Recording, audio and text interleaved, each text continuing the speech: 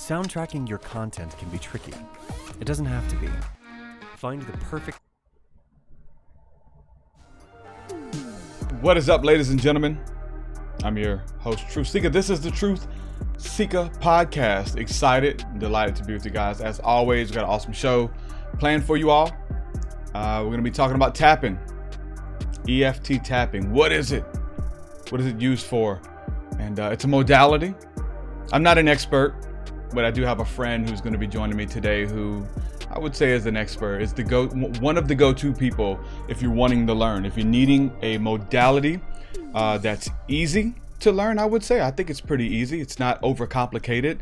It's pretty easy, but it can the benefits and the trade-off for actually having to learn these simple techniques are amazing, and they can help you in times of need and relieving stress. And I'm just telling you what I know, but it's about to get a whole lot deeper and more, just going to articulate it a lot better than I can. So if anybody has any questions about it, any experiences, make sure that you post those in the comment section, and we'll ask today's guest here in a few minutes.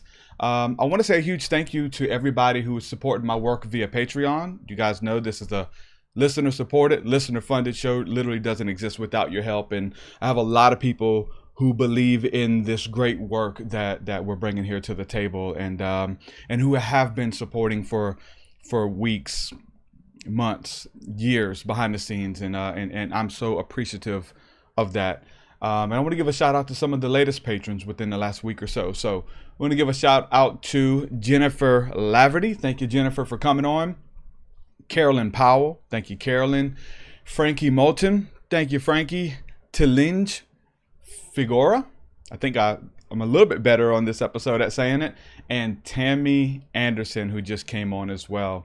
Thank you guys for believing in the work and partnering. If you'd like to support, go to patreon.com/TruthSeekah. There you get access to my entire discography of music. It's like 200 plus songs. You get access to our Thursday night School of the Mystics.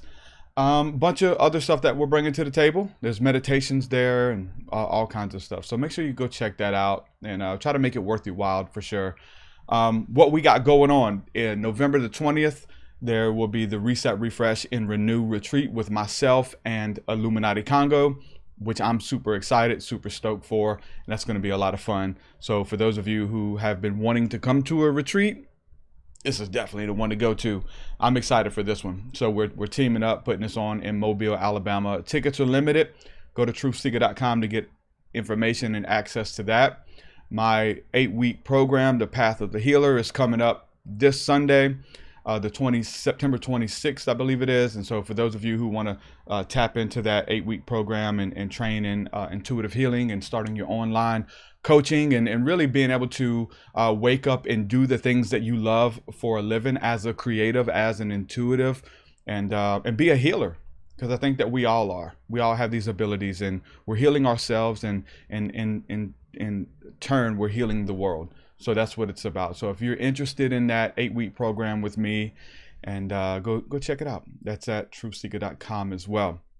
I will plug this before we get started. We'll talk a little bit about it at the end as well. But for those of you who are interested in EFT tapping, we're going to talk about it. We're going to give you the mechanics of it and stuff today. But tonight, this is Thursday, September the 23rd. Tonight, we'll be doing the webinar with my guest today, Stephanie Jones. So she'll be leading us all in a long session where we can actually go into it deep with meditation and prayer, a little bit of breath work, and actually get to experience the tapping in depth. So for any of you who are interested in that, just go to themysticcircle.net to sign up. There's a 7-day free trial, or you can just purchase the webinar by itself, and all of the other webinars are on there as well. So that's something that we're plugging tonight. And so Stephanie Jones is a part of that, as well as a bunch of my other friends. So make sure you guys check that out for those who want a little bit more. themysticcircle.net.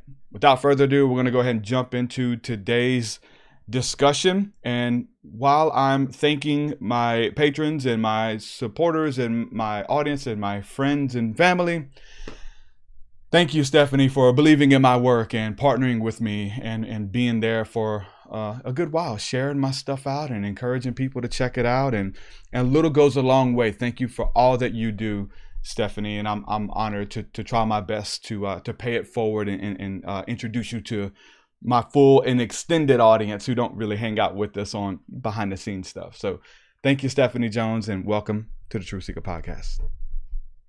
Thank you, Truth. I'm so happy to be here. So happy to be a part of what you're doing. It's been such a great thing to hang out with you and all the other people when we do all the things that we do on the Mystic Circle. Yeah, just an honor for me to be here and just to be a part of it. For sure, the feeling's mutual. We got some cool people in our mystical circle. Like, that's what it is, somewhere I get to bring my friends on, and I got some really cool friends, and that was always the thing. I want you guys to meet everybody that's behind the scenes and doing their thing, and we try to build something where we can do it together.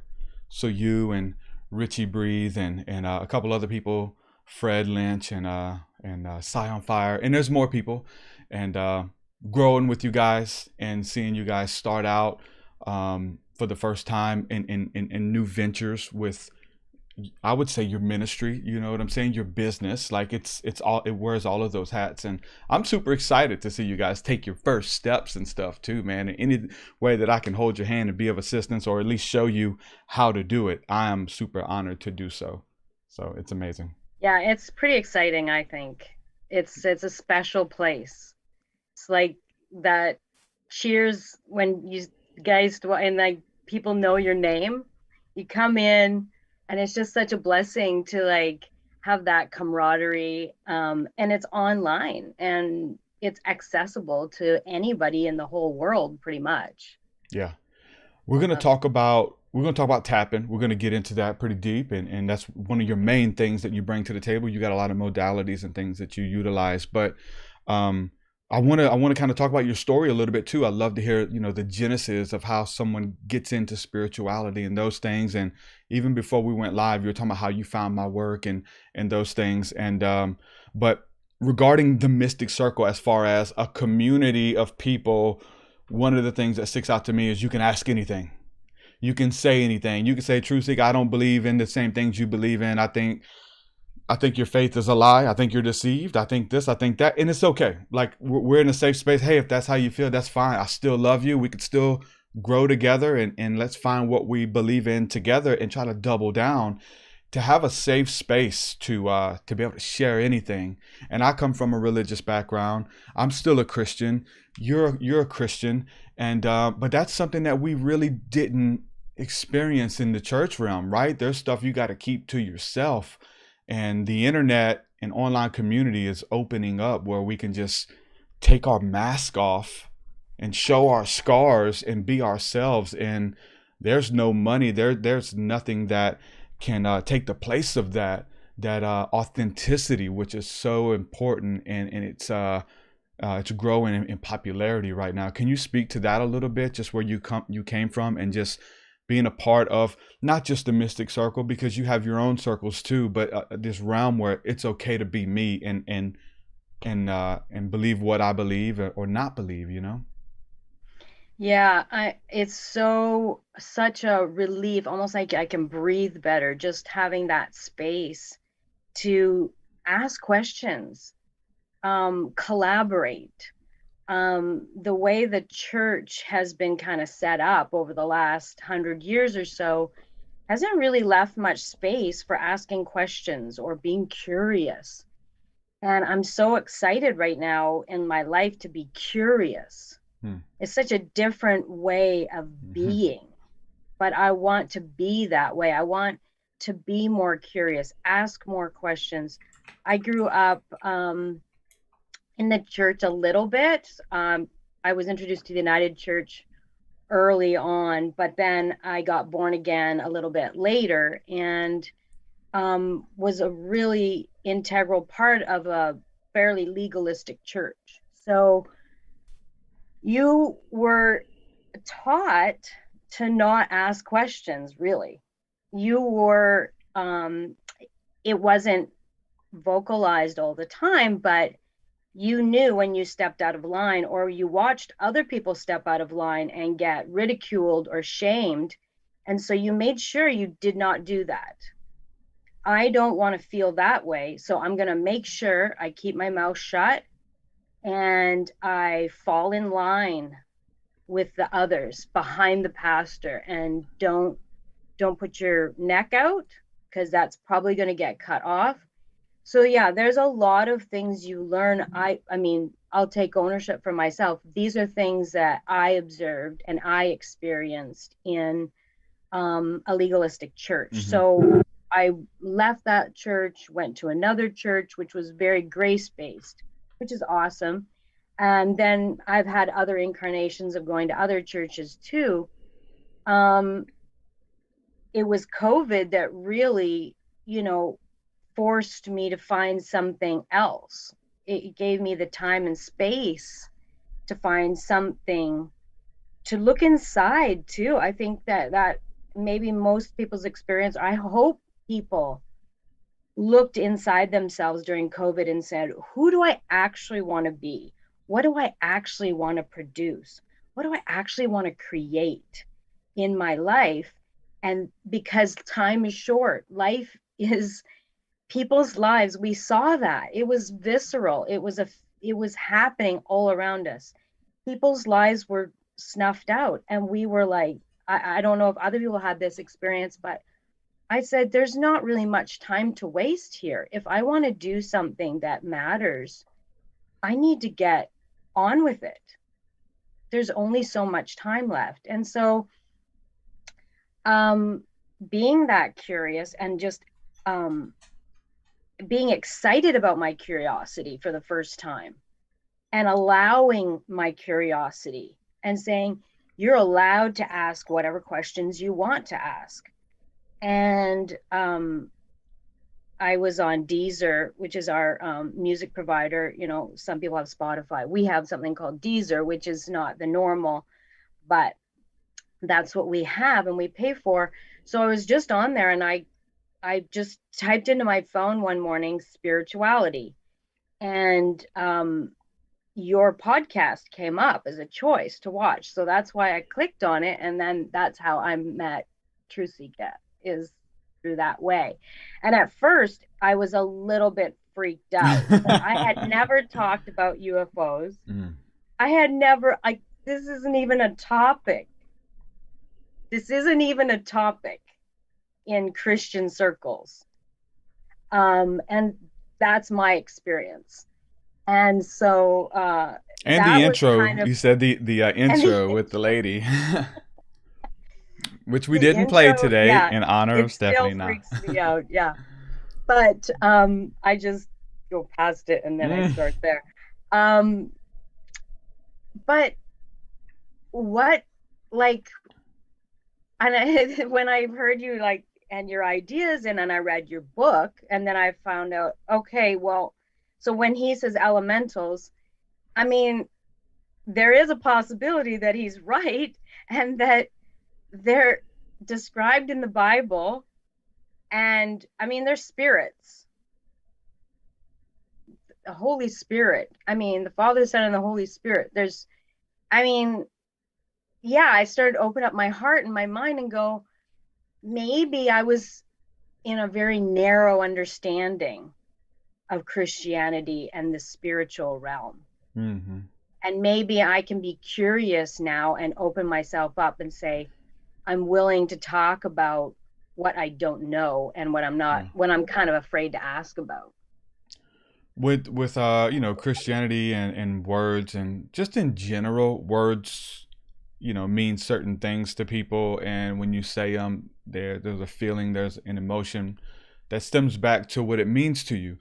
I'm seeing that a lot right now. Again, I thought I was over a lot of it until I entitled my new album White Magic.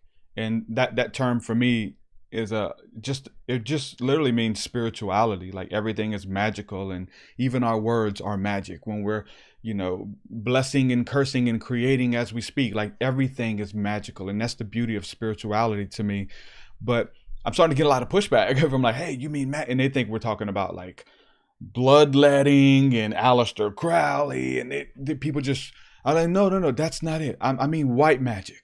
Like if that's real, what about the white version? What about the Christ version? You know, and nope.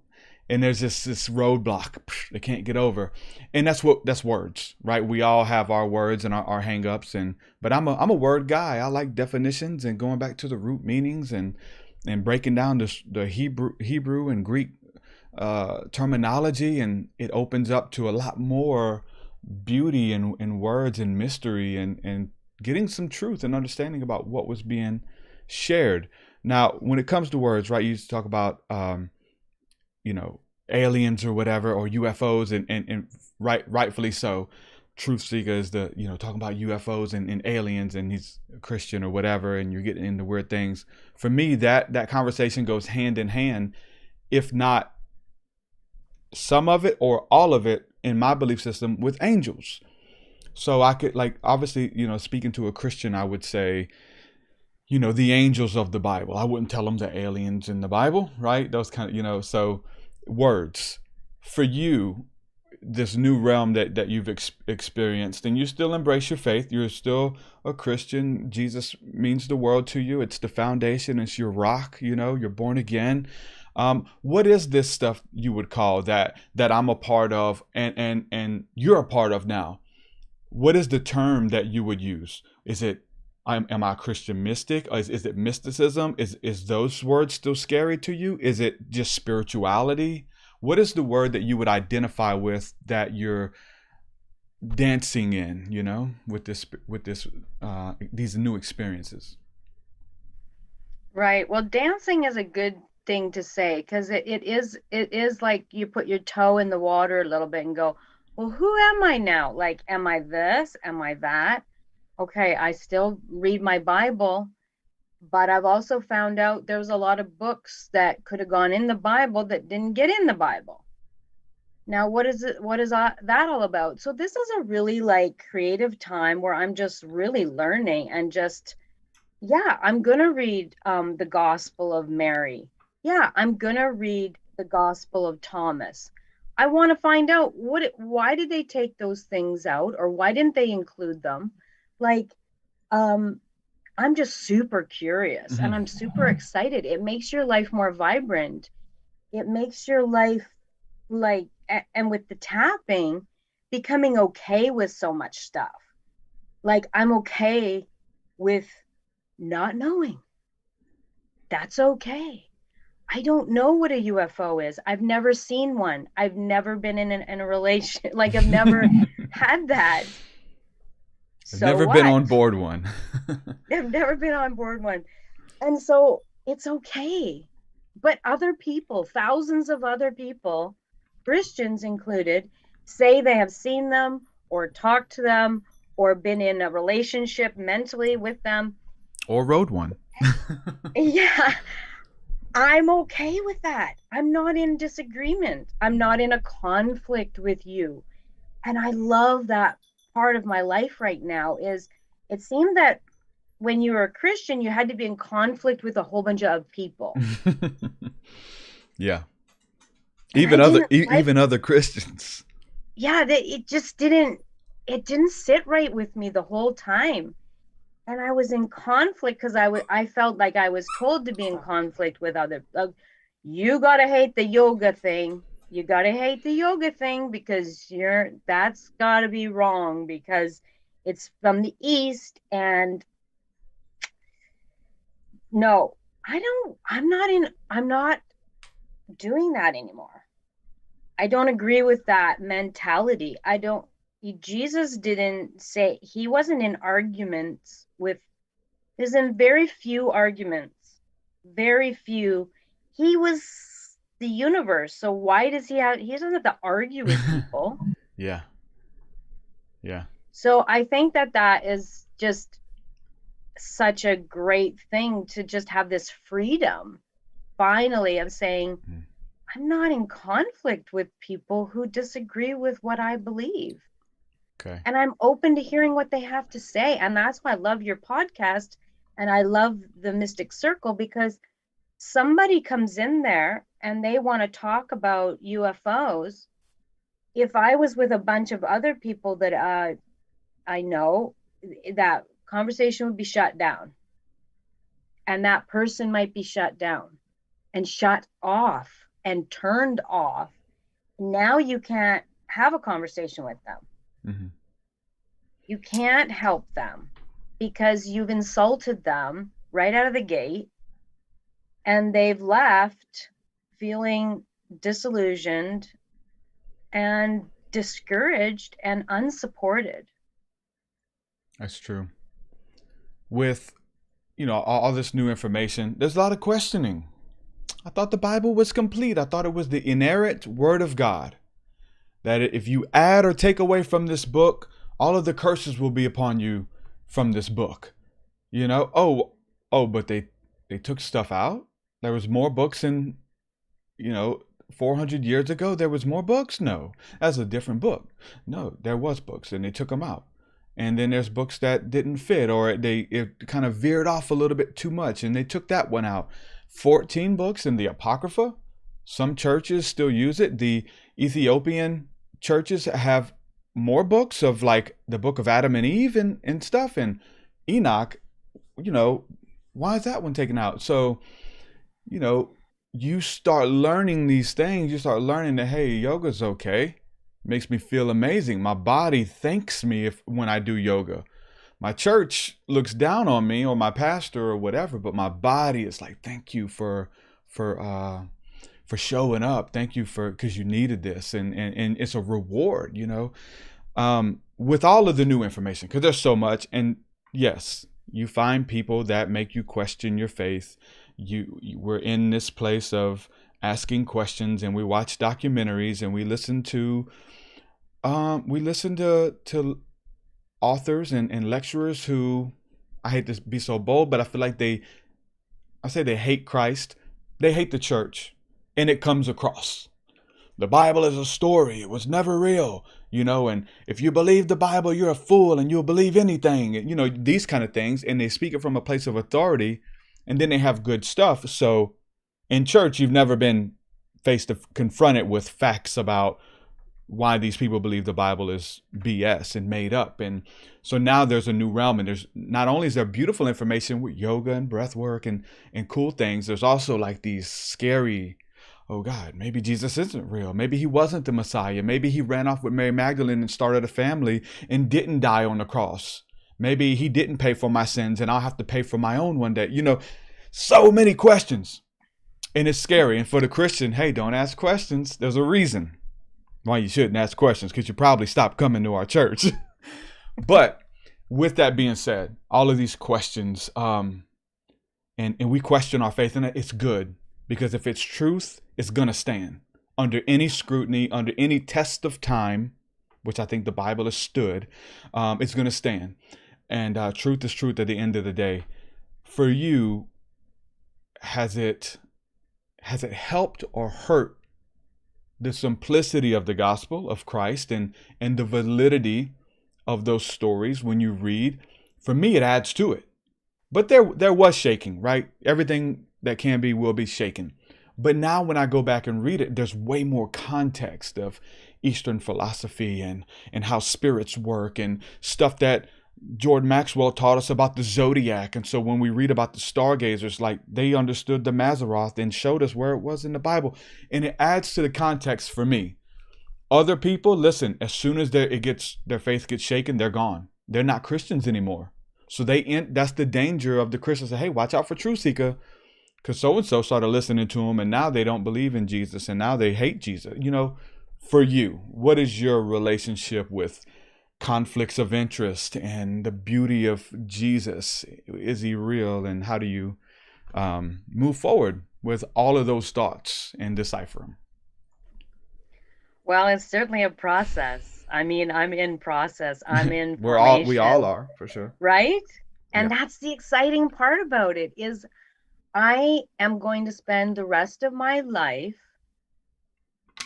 finding out what I can find out. I am going to be a knowledge seeker. I want to be that. And I don't think I was really ever encouraged to be that, but it's just kind of naturally happened where I love learning. I now know that I love learning. And even though I thought that Eastern things were cut off for me, well, you can't learn about those things. Don't buy that book. Don't watch those things on YouTube. Now I'm like, hey, I'm going to see and I'm going to look at the scriptures and I'm going to test it out. I've been a Christian for like 30 years. If I don't, I mean, when I was at the first church, in my 20s, we went to church like 7 days a week. We read the Bible constantly. I never watched TV. It was very immersive. So the blessing in that is I know the scriptures really well. Yeah. And so and I know the spirits and I can discern the spirits. So when somebody approaches me and they say, here's this new thing and a new idea, I test it out. I go, okay, I'm going to be open to it until I go, that's creepy. I'm not doing it. And that's totally a personal thing. I can't even tell other people that that's wrong for them. That is not what I'm up to anymore. I'm never going to do that because I'm not in your shoes. I can't live your life. You should find the answers. You should be a truth seeker and you should go and try and find the answers if you want to find them. And if you ask God, he will provide the answers. And that's the exciting part. Yeah. I remember I got really inspired by the stars. And I was like, the sun, the moon, and the stars. And we were really implied that the Father was representative of the sun, Jesus represented the moon, and the stars were the Holy Spirit, and it represents all of us having the Spirit inside of us and such. And I would just stare at the sky and I would just go, I want to know more, but I'm afraid to ask for more because people will say I'm an astrologer or something, and they'll say that's bad and they'll judge me, and then I won't know what's happening in the skies. But then I would always go back to when Jesus was, how did they get there? The Magi, they used the stars. So it's got to be there for us too. Just because I'm a Christian doesn't mean I can't find out why the stars are placed where they are, why there's galaxies. I mean, I want to know all these things. And so I had it in my heart. Jesus knew in my heart that was a major thing for me, that I was super curious about the skies and I wanted to know more. And he's now giving me more. And now I'm open to it. Yeah. There's one time where I knew that I wanted a mentor. I said, I need a mentor because there's something missing. And so I started seeking for a mentor. I didn't know that the kingdom of God is inside of me. And so I actually didn't need a mentor outside of me. God gave me everything I needed inside of me. I actually would have been better to go inside. But we are all conditioned, I think, when we go to church and stuff, where you come to church and the pastor will tell you what to believe and then you can proceed. Yeah. Yeah, we catch glimpses of that at church for sure, like in worship and in prayer and stuff. And some people, some churches, they encourage prayer. They encourage quiet time. And did you read your Bible this week? Did you spend time in quiet time and, checking up on you and kind of, they champion the cultivation of your walk with God in Christ. But it's still a limit though. It's the limit. I talked about this on the UFO Hub interview I did. It's like Jesus says that whatever you believe, if you believe it, nothing shall by any means be impossible to you. And that when we're talking about faith and levels of faith and things that I believe, that I'm believing for, other people may not think it's possible. Things that I've experienced have grown my faith to believe for such great things. To say, no, you can't do that. Everything but that. And so there's the caveat, is the ceiling. And maybe there has to be a ceiling, because if there's a business or if there's a house, then once you transcend it, you outgrow it. you outgrow the pastor. Like, I'm telling you, you want a target on your back, start going to church and like have like more knowledge and more, not even knowledge, more fire, more passion and zeal for God than the pastor does. Watch what happens. You know, you've outgrown, you know, your preacher, your teacher or whatever. And most times that's not, we should celebrate that. You know, we should never try to put somebody's fire out. But there's different ceilings that people have, and I think that threatens people. One thing you said too just now about the questions and asking God, like you had these questions and you just wanted to ask God, and you started, and then you start getting the answers because they're in your heart. And I remember that time oh so well myself, and going to Google, you know, and just Googling things about the Bible really to know where to find it, and then getting Bible apps to look up certain words. But there was I had a friend of mine years ago when I was just a baby Christian, a young Christian. He was one of my, you know, mentors, if you will. And he told me a story about just, it's something simple. He was driving across country with this lady, helping her move. He was driving her U-Haul and she was driving her car, and they had a two-way radio. And so they had to go across country, and they were talking. She was Catholic. And so, you know, their revelation of God is different than, you know, the Pentecostals. And so they would talk, and long trip, they started talking about God. And she was like, have you ever wondered if you can ask God any question, what would you ask him? If you can ask God any question, what would you ask him? And she was saying this like it was something that was impossible. And his response was something simple, but it stuck out to me. His response was, I already have. I've already asked them those questions. Like, I do have burning questions about the universe or about life or about why am I this way? You know, why do these things happen?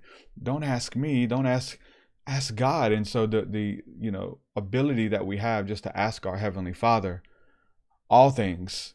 If you want to know, he'll show you.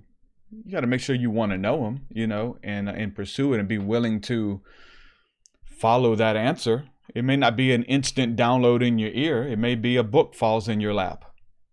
You know, it may be, you know, a billboard you see that reminds you of a documentary that came across YouTube that you skipped.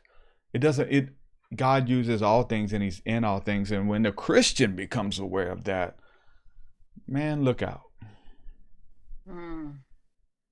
So true. We're past the 30-minute mark. We usually take a break there. Let's go to a quick break. And on the other side of the break, we will dive into EFT tapping, explain what it is, how it can benefit us, how we can use it, and how it's benefited your life. So guys, on the other side of the break, we'll be back with Stephanie Jones, and we will be talking about EFT tapping. What does that even mean? What does it stand for? We'll be back, guys, right after this.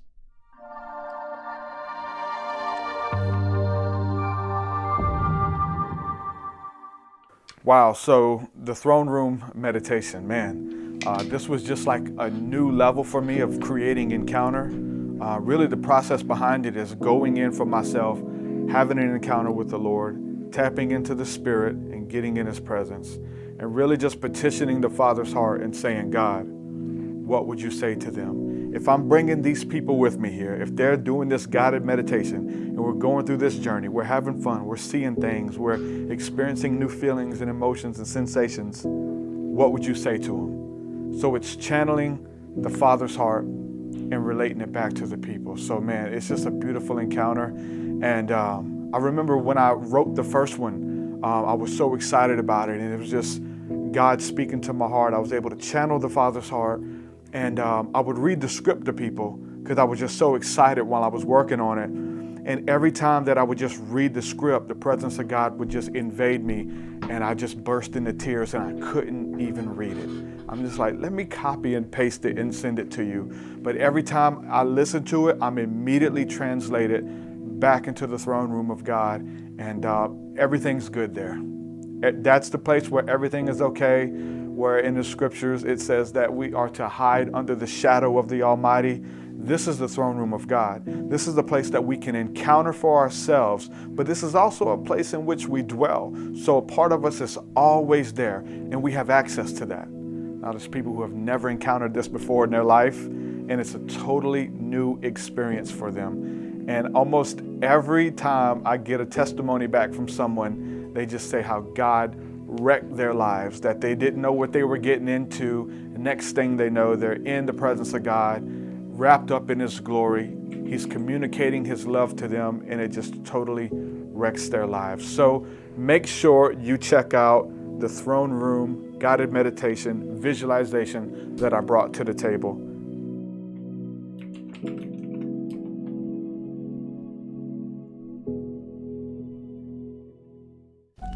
There are things that go bump in the night. Pull up a chair. Don't be scared, for you have many friends unaware on the TruthSeekah podcast.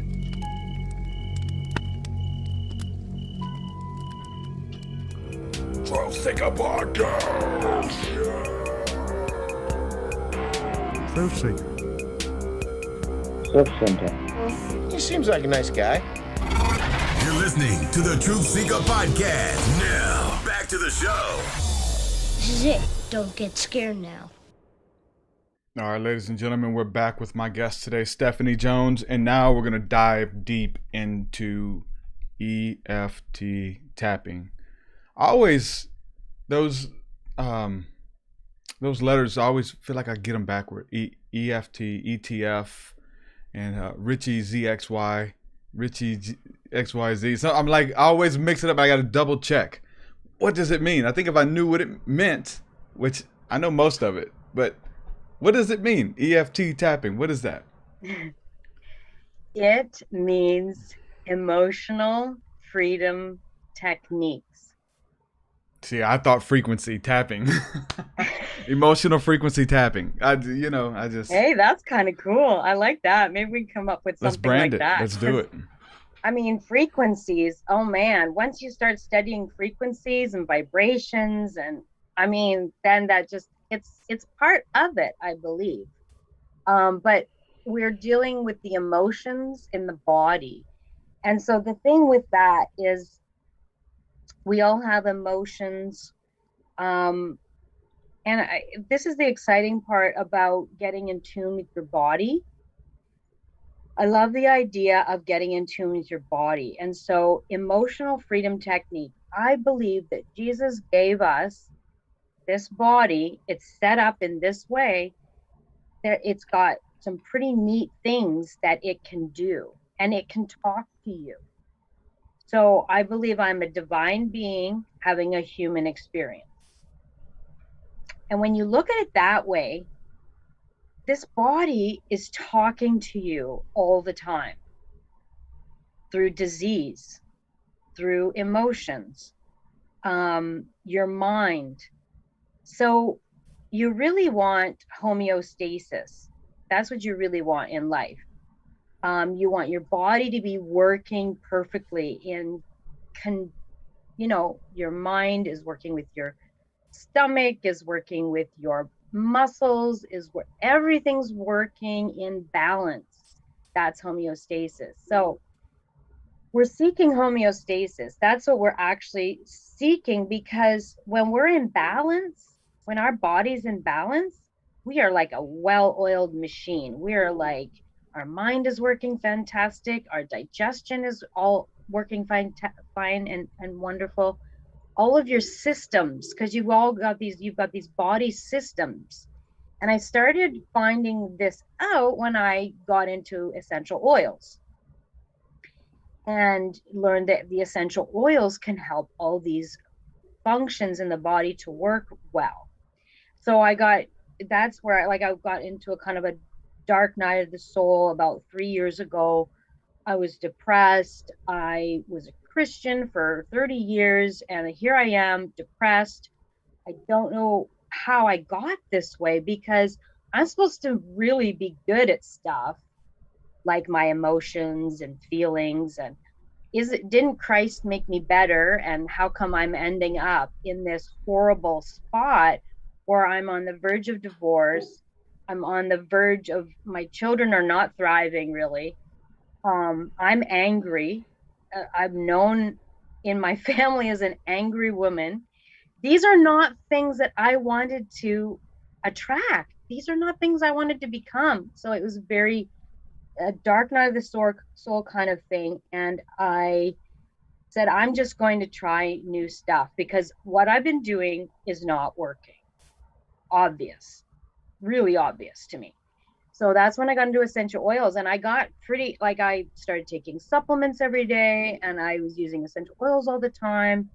And I got to a pretty good, I feel a lot better. I'm not arguing with my husband anymore at dinner time, like whatever that was. But now I'm going to homeostasis. I'm getting into this area where it's working out pretty good. But there were still some really deep-seated problems that I had. And I'm like, except for that, when we talk about that topic, then you can give me 10 essential oils, it doesn't matter. I'm triggered. I'm gonna go off. And so the thing with EFT was introduced to me by one of the ladies in my essential oil company that I was involved with, and she did this thing. It was $11 or something, and we all joined in. Sure, pay $11, learn about EFT. So this was the first time I ever heard about EFT, and so we started tapping on our body parts, which really felt weird. And it's like, well, that's weird. And so we started tapping on our body parts, and it started to do something. And the thing is it moves energy. It moves energy so that your body can metabolize those emotions. Yeah. And they can exit the body. That's what metabolism does. You have something, you metabolize it, and it can go. And this was amazing to me because these certain things where I was still really angry at certain people in my life and such, I couldn't metabolize those. I didn't know how. I didn't think that it was possible, but through EFT, I was able to do that and then come out the other side of a person who could handle conflict, a person who didn't need to fix other people. I was a big fixer. I wanted to fix all the people that were screwed up around me. And that's a total fallacy, actually. So that's how I got into EFT. Wow. If that answers your question. Yeah. Who was the lady that got you involved in, well, on the first time? I just want to make sure it's not The first person who ever gave me an essential oil. No, the EFT the first time. The EFT the first time. Her name is Laura Parkinson.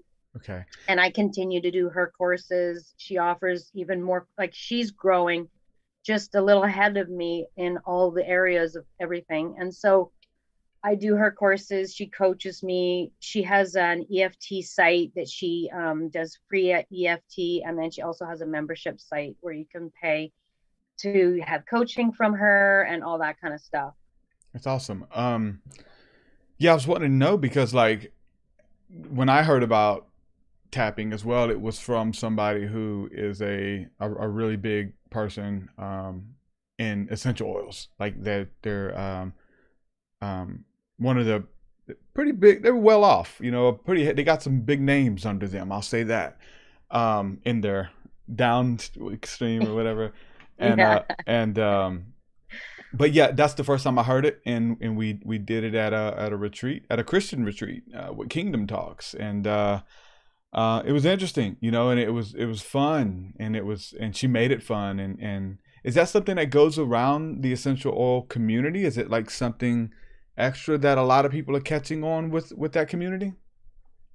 I think that the essential oil community has found out, especially during COVID, that you need more modalities. You need to add modalities to your lifestyle, because you can't just say, I'm going to ingest this essential oil and now my problems are gone.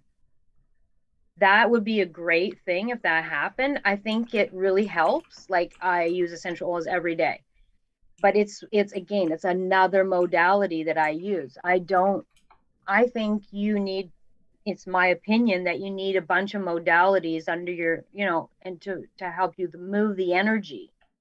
So I'm moving energy is now what I'm doing. You're metabolizing your emotions by moving the energy. Energy is everything. I'm super interested in getting to know more about just energy and the energy systems in the body, because I'm fascinated by it. Because the thing is if you can move the energy, you can change your life.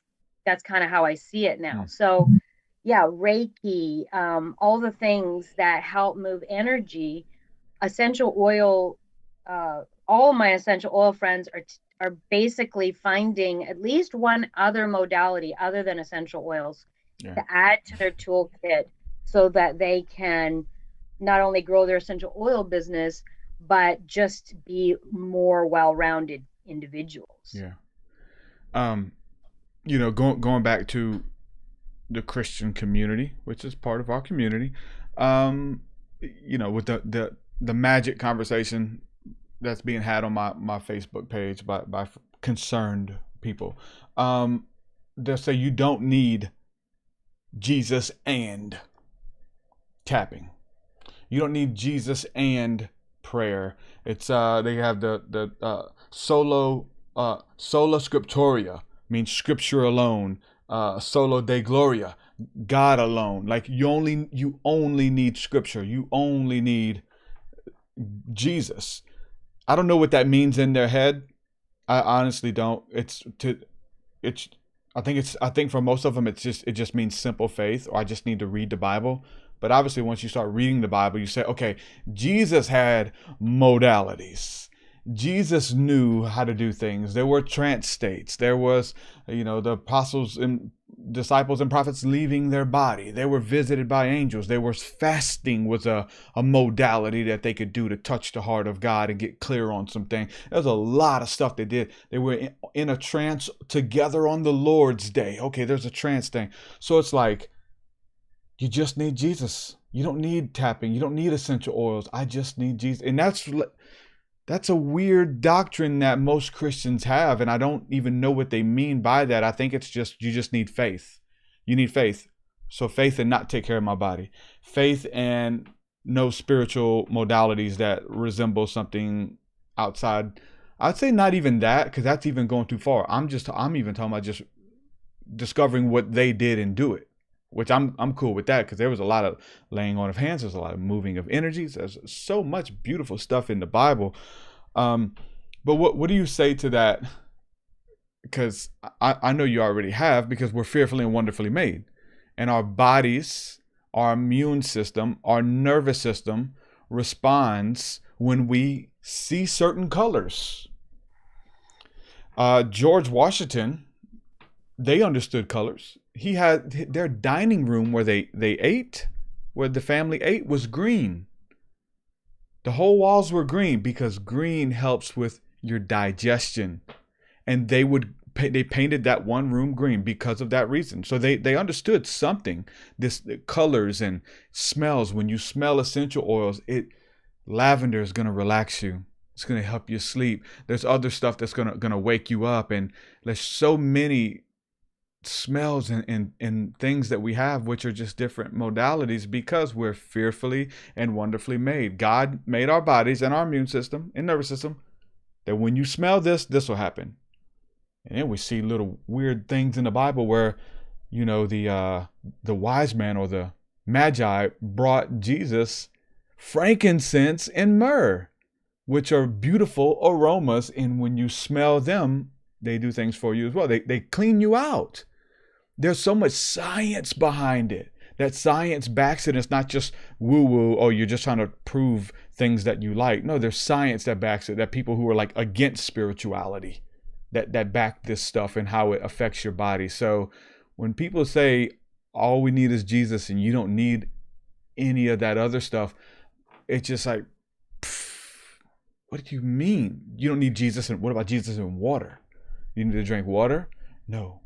It's like, what? Jesus and food? No. Jesus and a job. Yeah, you need Jesus and a job. You're like, what does that even mean? So have you ran into that conversation at all where you just need Jesus and anything that you bring to the table? They're telling me you don't need Jesus and magic. But I'm like, hold on, your faith in Jesus is magic, kind of thing. What's your response to that conversation? Well, I mean, I love this conversation because this is what it's all about, is being curious. Yeah, I have a lot of friends who don't want to do tapping. They are not interested in trying it out and they're nervous. And I'm totally okay with that. It's not their time. And that's okay. And I have other friends who are like, I'm so glad that you are tapping with me because I'm changing the way that I respond to the world. I'm changing the anger that I had towards my mother when I was a child is dissipating. And that is why I'm tapping, because it changed my life. I was angry at a bunch of people and I was a Christian. I thought I was a very strong Christian and I was having emotional problems. Well, maybe there's other people who are in my situation who are also having emotional problems and are not getting the answers that they need. And that's okay. I'm not faulting the church. I'm not pointing fingers. I'm saying I found this thing that's new to me, and I'm learning about energy systems in the body, and it worked for me. Am I willing to stick my neck out? Well, I guess I am, because that's what I'm doing. Yeah. But yeah, a lot of other people, like I tap with some Christians and they want to be very private about it. They don't want to go online and say, oh, Stephanie did a great job, blah, blah, blah. I'm way more calm, or I'm more relaxed after tapping. But imagine feeling better, just feeling better. And I mean, this is what I heard when I was younger. Don't go by your feelings. Yeah. And that is kind of it's misappropriated help. Like the person who told me that didn't understand energy in the body, I don't think. And I mean, we know so much more because you're right. We have so much more science. They've done so much science on tapping. They can put the monitors on your brain now, and they can watch what happens to your brain when you simply do some tapping. Your brain calms down. And who doesn't want a calm brain? And right now, we're seeing so much upset in the world. And I think, I mean, for me, COVID, I'll remind of COVID again, is that a lot of us couldn't hug people. We didn't touch people for a year. I was fortunate that I had people in my home. I have 2 boys and a husband that I could talk to, that I could come up to. We if you study things about our energy, you actually have energy that's around you, like 9 feet around you. The Kundalini people call it the auric field, but other people call it other things. And you need people in that field. And another thing is if people come into your field and they're mixed up or they have weird emotions or off emotions, you can actually, a person like me who is very sensitive to that can pick up on other people's emotions. So I've found that I carry around other people's emotions, which is maybe a bizarre concept to some people. But the more I study about energy and the more I realize, gee, I feel really weird. I hung around with that person. They were in my sphere. And now I feel really weird. Like I feel like I've taken on an angry attitude. Yeah. And I will actually absorb other people's emotions. And that's something that I just didn't learn in the church. And that's okay. That's not for them to teach me. But I'm getting to more understand my body and what that's actually a gift that God gave me. The ability to feel your emotions. And I use it in my tapping now as a benefit. It's actually a gift that God gave me. So I can be in a tapping session with a person and I sense their emotions. I can actually feel it in my body. Now, you need to watch out for that because you don't want to carry around other people's garbage and their emotions that you're absorbing onto yourself. So I use tea tree and other oils in order to keep that, keep it clean, keep my energy flowing so that I can metabolize and let those go as well. So I think I got off topic, but No, it's maybe good that because answers it's all, yeah, it's questions. all applicable about tapping and about energy because you're moving, picking up, and releasing energy. Most of, so many people out there who are good listeners. Even a good listener, you're picking up on energy. You're letting that person dump everything on you. I knew my wife's friends would call her and they would talk for 5, 6, 7, 8, 9 minutes. Girl, I just this. I need somebody to talk to you. You just got it, and they would talk, and my wife would just say hello. Okay. Well, the baby's crying. I gotta go. And it would 9 minutes, and they just dumped everything on my wife. They got a release out of it. I just needed to tell somebody, and confession is a big part of healing. The Bible talks about that, getting it out of you. But now my wife is carrying, oh God, your trauma, your stuff that you carried. So it's in here. It's on your shoulders. It's in your head. It's on your shoulders. You're carrying it. You got to release it. We got to release it. We watch the news. We're carrying all kind of stuff, fear, guilt. They show us bombings and starving children in other countries. And they trigger us with our senses, and we carry that weight on us. And if you don't know how to ground and how to release, and through tapping and through so many other means, then your health will take a toll for it. Your mental health, your spiritual health, and your physical health as well. So that's why these practices, I believe, are so important. And I know, I'm not sure if you heard my talk the other day, but my buddy who was just going through some female problems and going through a split up and stuff, and he wore it on his face like he wasn't sleeping, and you can just see it all in his face. And he's a good guy. But we did rape, went outside and did a grounding ceremony where he was just able to flush it all out and give it to the mother, give it to the earth, and all this stuff he's carrying. Word curses, arguments, confusion. Okay, listen, it's there. It's not that it's not real, but you don't have to carry it anymore. Release it, let it go. And there's so many modalities that we have that we can do that really quick because we're coming up on another break. But we're gonna go deep into this tonight. We're gonna explore the whole body. We're gonna get relaxed and do it. But what actually is it? What does it look like? And so for people watching, if you can show us what it looks like, and for people listening, maybe describe what actually is tapping, because we've talked about the effects of it, but what is it physically, or how do we do it? Okay, perfect. So how do we do it? Well, we tap on the body, certain body parts. So this is, found out because of acupressure points. And so they use a few acupressure points.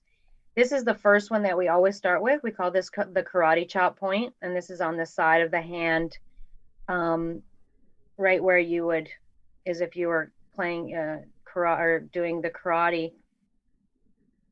So that you would tap on that spot. That would be your first spot. They always start there, and we call it the setup. And we say something to ourselves to initiate.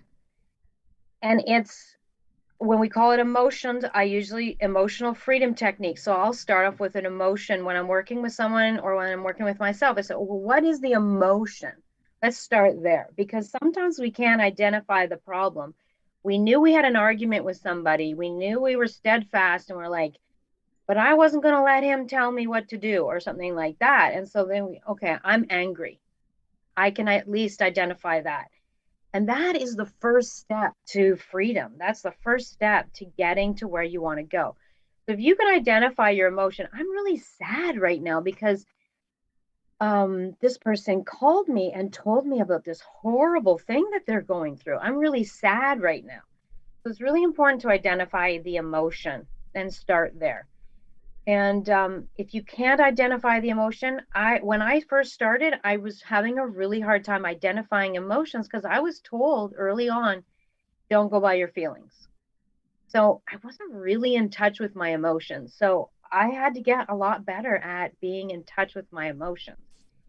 So you start here and you go, okay, I'm angry. Let's start with anger. Let's do anger. Anger is a common thing that I deal with. So I'm going to keep to what I know. So even though I am really angry, I deeply and completely love and accept myself.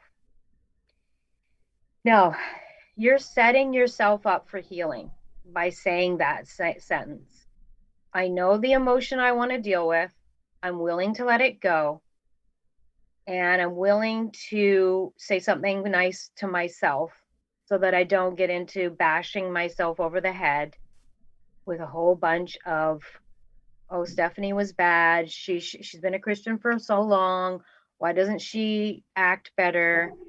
Her behavior's off. Self-acceptance is a big part of my healing. So I can't even overstress enough how good it feels to tell myself that I deeply and completely love and accept myself. And sometimes that's triggering for other people, but that's how we start off. We love ourselves because God loved us first. That's how I feel. And that's how I think that we should really honor our bodies. We should love our bodies. And if our bodies are misaligned, there's a way to get back into alignment. And this is one method to do it. So we say some even though statements, and then once we've really established how we feel, and God knows how we feel, and we're honest, we'll go to the top of the head. And then we press in this crown area, and we'll say those statements that is the truth. I like speaking the truth because we know about speaking the truth from the Bible. So I'll go, I'm really angry. And this is between the eyebrows. So this is the second point. And then outside of the eye is right here, kind of not at the temple, right in between the temple and the eye. And then under that, we go to this acupressure point, which is under the eye. It's kind of the bone right there. You can feel it pretty well. Then we go under the nose. And then we go under the mouth. Then we go, there's these two knob bones you'll find, and this is the collarbone point. So we go right underneath there, about an inch underneath the collarbone point. And then we go to underarm, about 4 inches under the underarm, and then solar plexus, which is just there kind of above the stomach. So solar plexus, and then we go wrist point. Now the solar plexus one, we call it the liver point as well. So anger is correlated with the liver. So I do the liver point all the time when I'm tapping. Other people skip the liver point, but because anger is a recurring theme in my own life, I'll just stick to just doing and the people I work with, they're typically, it's an anger issue as well. It's kind of one of my fortes because that's what I know. And then we go to the wrist point. Now, even just doing that, I can feel the energy moved in my body. There's kind of like, once you get used to your body a little bit better and really get in tune with your body, and some people are already, if you do yoga, if you do, you can feel your body, you kind of know, okay, I can feel it in my stomach.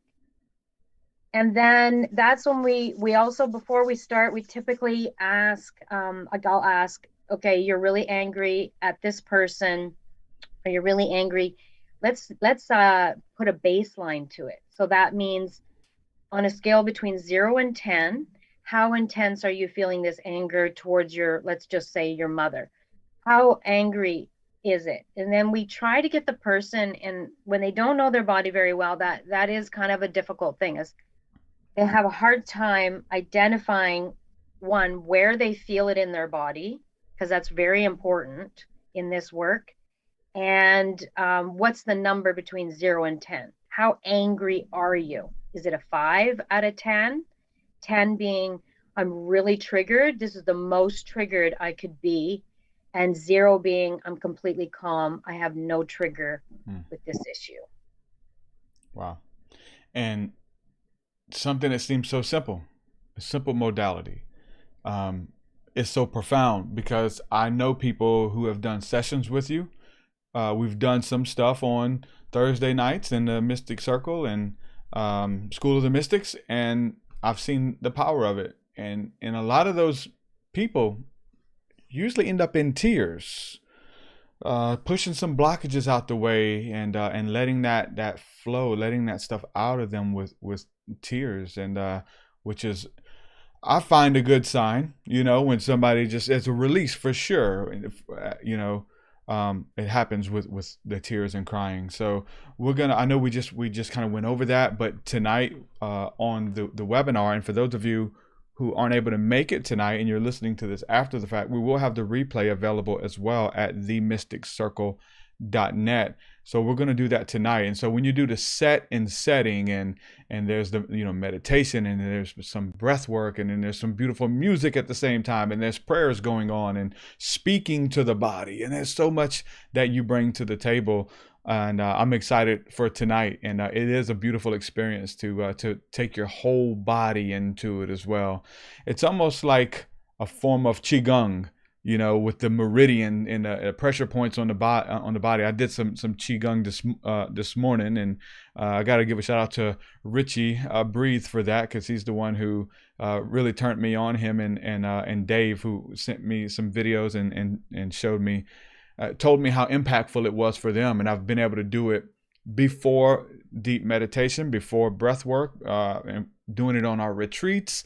Little simple things, and they're fun, and they make you feel good. It wakes you up. There's so much that happens, but we're gonna talk a little bit about that some more on the other side of the break. And also want to let people know, if you have any questions for Stephanie or for myself, go ahead and put those in the chat, and we will get to those on the other side of the break. We'll be right back after this, ladies and gentlemen, with Stephanie Jones. Right back. Elementals are different. Elementals are really strange. I've seen elementals. I've had one-on-one experience with elementals. I don't know exactly what they are. All I know is what to call them. But I've had incidents where I have been in the company of elementals. They're spirit creatures, like fairies, and the Irish are very big on talking about the different fairies and the different magical little creatures. Leprechauns, I have seen gnomes and leprechauns, and fairies. These are what we call the elementals. They are legitimately life forms, but they don't live in the world you do. They live in a different kind of world, an elemental world. But we call them the elementals. It's quite a subject. Life outside of being a human.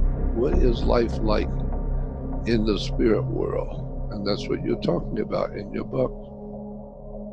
I explore these concepts and more in my new book, Spirit Realm: Angels, Demons, Spirits, and the Sovereignty of God. Forward by Jordan Maxwell. Available now at TruthSeekah.com. Hi folks, I'm Santos Bonacci, and I am now tuned in to The Awakening. Music is one of the most powerful expressions of truth that we have. It is a very powerful consciousness expander and a great medium for transmitting truth. Check out the work of TruthSeekah at TruthSeekah.com for some great and powerful consciousness expanding music. Self-medicated, I was contemplating psilocybin. I know they hate it, but Mother Nature prescribed it. Look within while meditating in silence. Step into the inner core, enter through the iris. Aloha. Aloha to you. That's what's good. Thank you. TruthSeekah says, what's up? What's up? TruthSeekah and myself, we had a deep ass conversation. It was a long ass time ago. I smoked me one. I went off. going crazy. The TruthSeekah podcast, it's the best podcast. I mean, it really is. I've heard it, and his is the best. They debunked the prophecies saying, I was your president. I'm not. I'm really not. But keep listening, and you will learn something cool. I'm sure of it, like really sure.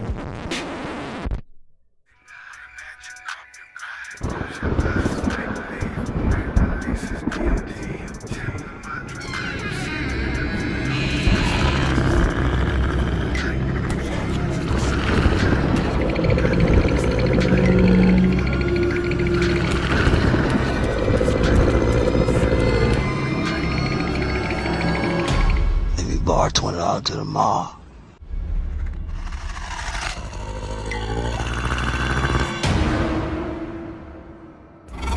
You're listening to the TruthSeekah podcast. Now, back to the show. This is it. Don't get scared now. All right, we're back with Stephanie Jones. Again, go ahead and post your questions in the chat. Anybody who has any questions for Stephanie or myself about tapping or any other subject that we've talked about or haven't yet. And so we'll get to those now. We have a question here from Matthew Condis. What's up, Matthew? He says, amazing book, by the way. But he says, interesting stuff. Where do we tap for the heart, I wonder? So where do we tap for the heart? Maybe heart issues or the physical organ? How do we look at that? Well, it's an interesting question. When I hear that question, I hear heart space. So you can either be more specific.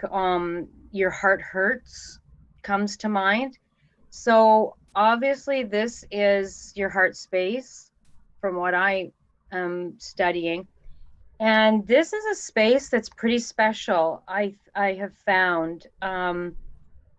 So I will often just tap on this. You know, I said the collarbone point. So we call this collarbone point, but you could call it the heart space point. Like when I tap here, sometimes if I'm talking to somebody on the telephone or they can't see me or they can see me, this is actually not that invasive. I just, I'll drive and tap right here, especially if I'm triggered by anything. You know, somebody cut me off. I see somebody in traffic that I think is not driving correctly or whatever my trigger is. So we're looking for triggers, and triggers are actually gifts. Yeah. They're actually telling you what you need to work on. And if you're willing to work on it, you can find the triggers in your day. You wake up and you feel mad because somebody called you at 7 o'clock in the morning, and how dare they? They should know that I don't get out, whatever it is, that's a trigger. And you can work on it. And if you want to work on it, you can get super clean and clear on who you are, and your emotions become very clean and clear. Then you can start telling people who you actually are and what you actually need. I could never tell my husband what I needed. Well, how does that help our marriage if I can't actually say, you know, I really need you to clean up the kitchen? That's it. No emotions attached. I'm ready for a yes or a no. I'm not attached to the answer. That has been so exciting for me, to not be attached to the answer. I mean, I've gone through a lot of healing things. So I take courses. Like I said, I took the brain game with Laura Parkinson, which changed again, shifted my whole consciousness again. Add tapping, add the yoga that I do. I mean, it's a lifestyle. If you're interested in changing your emotional makeup, you can do it. That's no problem. And Jesus, I believe, is supporting you because, yeah, you want to work on your heart. He's talking to you through your heart. How exciting is that, that my heart space is even more open than it's ever been? Jesus is talking to me more than I've ever heard him talk to me, because he can trust me with things now. He can say, you know, that person's hurting. Do you have time out of your day to just drop what you're doing and go and help that person? Because that person's hurting and they need somebody who is emotionally has a little bit more mastery. We call it emotional mastery in our circle. Emotional mastery. What a word. Like, think of that. If you had Yeah. emotional mastery, I think it sounds exciting. So yeah, working in your heart space, tap on here, but doing the whole thing will also get you where you want to go if you want to change your heart. Awesome. There's another question here from Louis in chat. It says, does EFT work for grief? 100%. 100%. It can totally work for grief. I mean, you've already identified the emotion. You're not even searching for an emotion. You had a trigger. Somebody died. Somebody passed. Now I have my own opinions, thoughts, feelings about people passing, what's on the other side. People who I had relationships with who passed that I didn't get to tell them maybe what I wanted to say. I didn't say I loved them. Maybe I didn't like them when they died. Could be so much going on with that one statement that you have grief. But even you have to actually it's something that you have to actually unpack, right? Because it could be just so much to it. Grief could just be one thing, but there's so many roots of it, I guess, right? You got to start somewhere. So you would basically just start at the beginning of how you feel. How do you feel? And maybe you feel it in your stomach. Maybe you feel it in your head. It's a headache. There's a lot of neat things your body is talking to you all the time.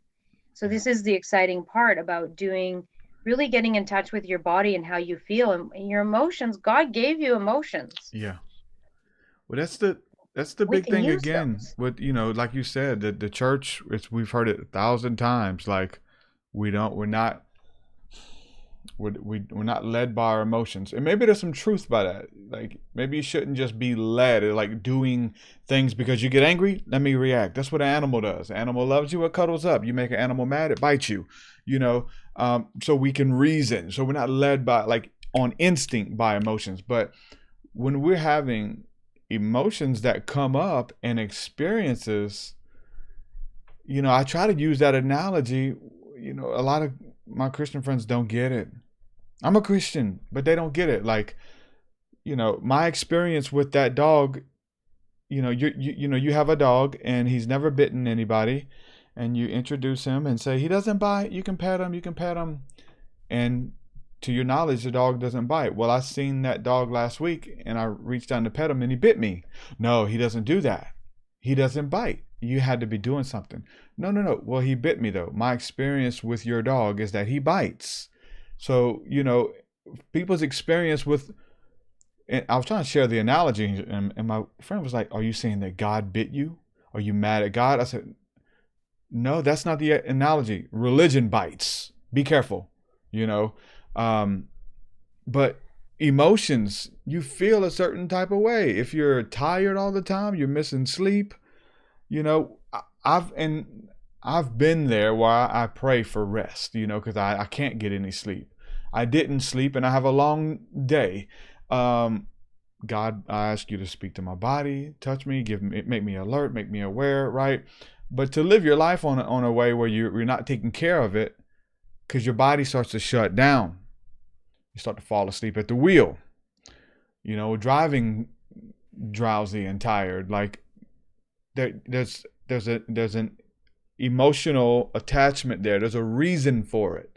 There's a reason why your body is doing that. There's a dis-ease in your body, and you have to feel it.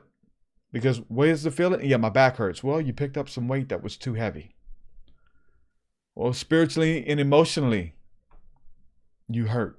Yeah, you're carrying weight that you had no business carrying in the first place. Jesus said, my yoke is easy, my burden is light. What does that mean? How do we implement that? How do we release our burdens? This conversation. Exactly. I couldn't have said it better. I mean, I believe in that. I didn't know how to get to that, I didn't know how to deal with my dis-ease. I didn't know how to release the anger that I had felt. I didn't want the anger. I felt shameful about the anger. Um, but I had a story about my childhood. This person did that, so I'm rejected and I'm hurt. So that's trauma. And I was so excited about your conversation earlier in the week on when you did the podcast on racism, because I learned so much from that woman. I can't remember her name. You'll know her name. That was a good episode. Not a lot of views, but that was a good episode. She talked a lot about trauma. She has studied trauma. She knows a ton about trauma. And I am so excited that she's got her modality that she's bringing to the world, because trauma is complex. Trauma is not specific to the whole world. What I think is traumatic is not what you think is traumatic. It's to the person. So when I'm tapping with a person, a client, this is their experience. They experienced that childhood. Honor it, yeah. I didn't experience that. They feel triggered by such and such. That's their emotion, and I honor their emotion, because that's speaking. Like, that person beat them, or whatever the issue is. Even if their father spoke harshly to them, even if the father like did a side eye every time they walked in the room, there are very very trauma is not linear. It's like trauma is like this. It's not like this. Like, if you have this, if you get beat as a child, you have trauma. If you don't get beat as a child, you don't have trauma. Period. That is not the truth about trauma. Trauma is your own issue. If you were ignored as a child, that could be extremely traumatic. If your sister got all the accolades and you didn't get any, that could be extremely traumatic. Trauma is specific to the person. And so Jesus made us all different. We're not all the same. We're all unique, and we all have different things that are blessings that we need to bring and foster and water. And that's my exciting part. That's the exciting part, is when I see someone who was like me, who was shut down. I thought I had something to give.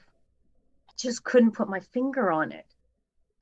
I thought I had some skills, but I've been in the same job, kind of a dead-end job, for like 20 years.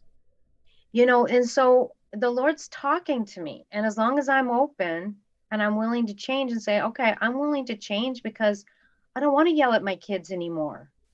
I don't want to be angry every time such and such walks in the room. That's taxing my body. It's creating dis-ease in my body. Mm-hmm. That's good.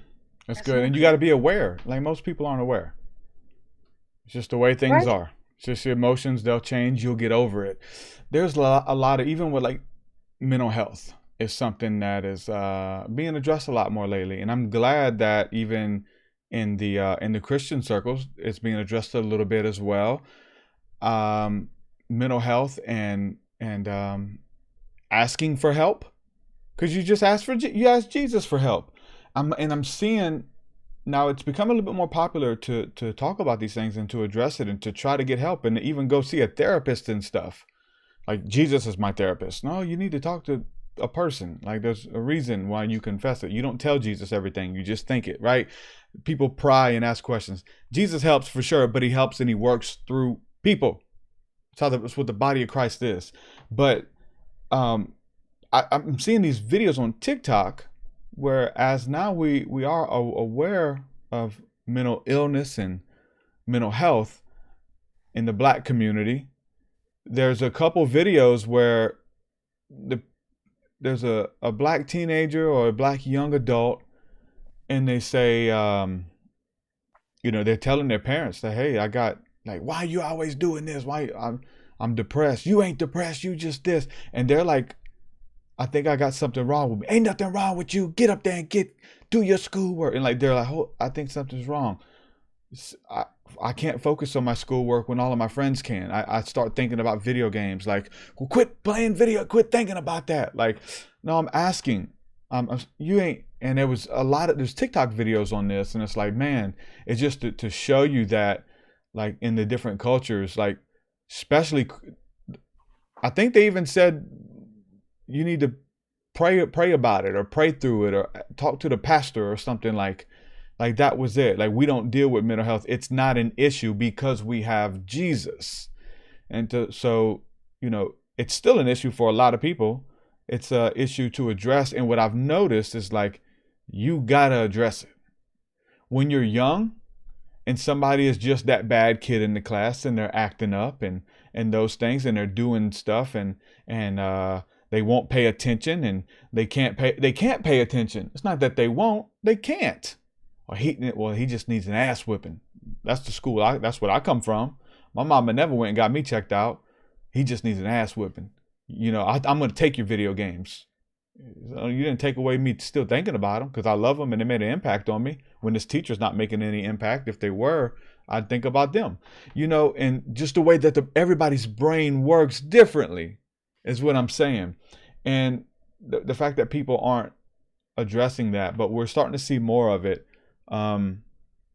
Jesus and. They say you don't need Jesus and a therapist. Yeah, you do. You don't need Jesus and tapping, So I'm glad that we're having this conversation, and that the religious individuals will begin to open up and see it. Yeah, there's things out there to help you, and I'm seeing it in the spiritual movement too, that people are addressing it. I have my hats off to somebody that I look up to, really like his work, Mitch Horowitz, who's really a historian and can tell really about occult America and spiritual movements and things that took place early in America and their prominence today. And so he's a great historian on that. But he spoke about mental illness and needing help and taking medication. Ooh, medication. You taking what? You got a crutch? Jesus is my crutch, brother. But if you don't address this stuff when they're kids in school, that, hey, that's just the bad kid. That's just the kid who's always whatever, tardy, doing drugs, or just spacey. He's out there, like, yeah, that's cool when they're young and you're taking care of them. But when it's time for that person to hold down a job and they get 30, 32 years old, 33, 34, 35, they can't keep relationships. They run off people. Like, hold on. Now we got an issue. Why do you think that the homeless population is so big? Why do you think that the people in prison, that population is so big, and the mental institutions are so big? Because there were symptoms, there were emotions, there were effects of an underlying cause that you never addressed. And now when they're 40, you still haven't addressed it. Now it's caught up with them. And they're still dealing with it.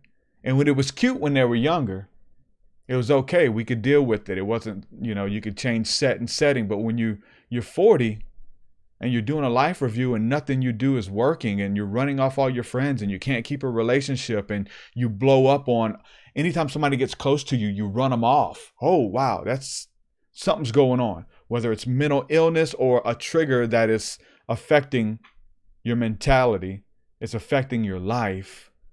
Like, we got to address this stuff. So Stephanie, I really appreciate the work that you're doing and what you're bringing to the table.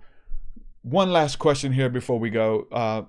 Somebody wants to know in chat, Yorjo Pushka, I hope I said that right, but they say, is this EFT thing used in the forehead where the third eye is? Anyway, and if so, how does it affect the third eye? Like, I've seen videos, people tapping, like there's meditations where when you do the you get it to vibrate, you vibrate the third eye. I don't know. You did some forehead tapping, but have you guys explored that, the connections with the third eye and the spiritual practice with tapping on the third eye? Well, it's a great question, and I love that question. I follow what I've been taught, so that's kind of just what I did. But when I think about it myself, and I think about what I know now about the third eye, and I mean, it's not surprising that this is called eyebrow point, but it's really close to the pineal gland. It's right there, and the fact that when people say, "Oh, you should get your hands laid on," and they go like this, Yeah. that I'm not surprised. Yeah. I didn't realize that 30 years ago, when I was in a really, intense church, and they used to do that all the time. People, yeah, come late, get your hands laid on for everything. You're going for a test, come get your hands laid on. So they would do this. Now, come on, we can all see this is a very important part of your body. I mean, yeah, we know the pineal gland, and then they call it the third eye in Eastern traditions. It's there. Mm-hmm. That's for sure. You're connecting with the spirit, Yeah. through that area. I mean, it's just, yeah, it's part of your physiology, I believe. Yeah, I think it's so an too. important part. I think so too. Well, again, Stephanie, thank you for coming on and hanging out. Always a pleasure to build and connect with you. You are available for private one-on-one sessions. Do you have a free 15-minute consultation as well? Is that something you do? I feel like I've seen that. Yeah, I do. Yeah.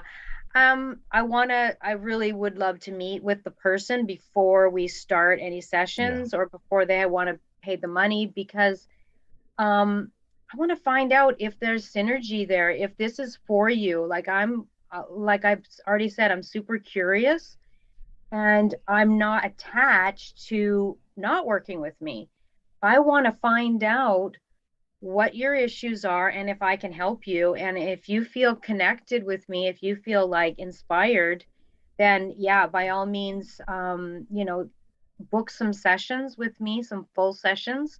I do 50-minute sessions, and you can find me on thetappingheart.org. And you can sign up for either a 15-minute session, or you can purchase some sessions. But I would love to connect with anybody and really find out what they need. Awesome. Now, tonight for our session, do you have anything planned? What can people expect for our group session on the Mystic Circle for the webinar? Well, tonight I think we will dig into the scriptures a little bit and talk about how we can use the scriptures to connect, or even things that are on our heart. So we're going to use our intuition a bit, connect with the Holy Spirit, and see if we can't, get in touch with Jesus and let him lead. Because that's the most exciting part for me, is to see that, I'm actually sometimes channeling and getting really connected with the spirit. Because if we can get connected with the spirit, you can leap jump your healing so fast. Yeah, for sure.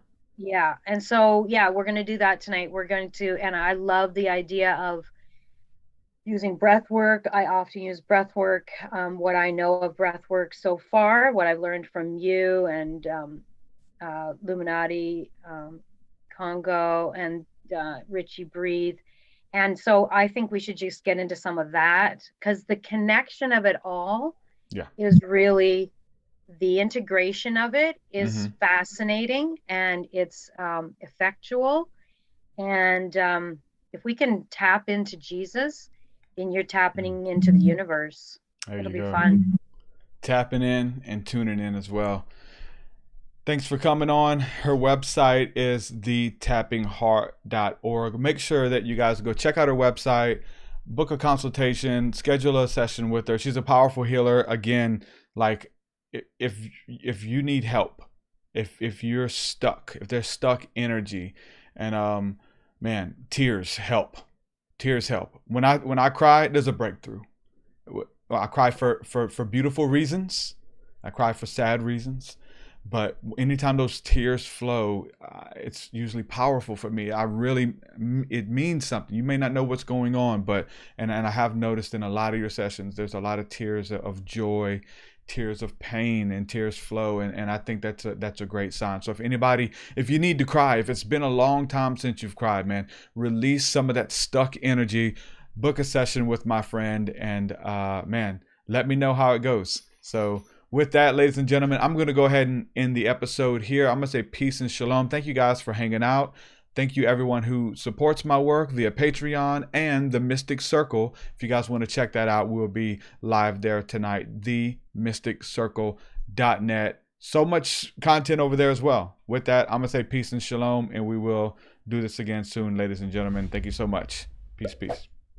Your will so much higher than mine, so much higher than mine, so much deeper than mine, so much deeper than mine. Well, that does it for this episode, folks. To hear more episodes of the TruthSeekah podcast, head over to TruthSeekah.com. And if you're wanting to support the show and get rewards, go to our Patreon page at patreon.com/TruthSeekah.